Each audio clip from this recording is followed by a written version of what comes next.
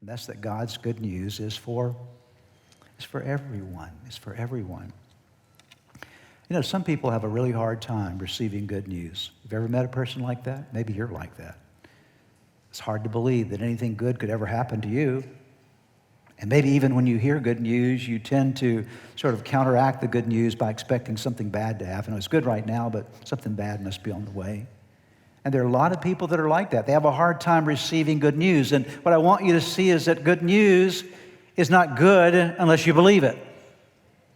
Good news is only good if you actually accept it, and once you believe it, it has application to your life. It changes everything inside of you, your emotions and your way of thinking and your way of living. Now, in this moment, there were a particular group of people who received this message.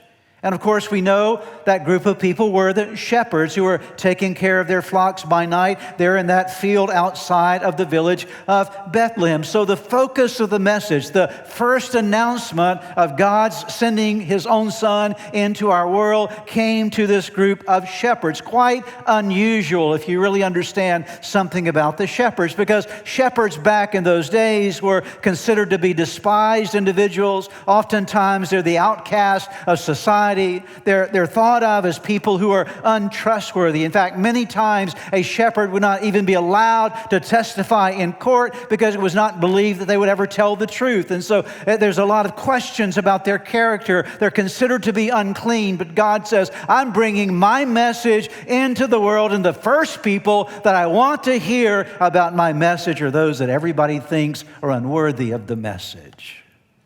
I'm going to come to those who everybody else says, you know what, they don't deserve it, but I'm going to bring my message to them first.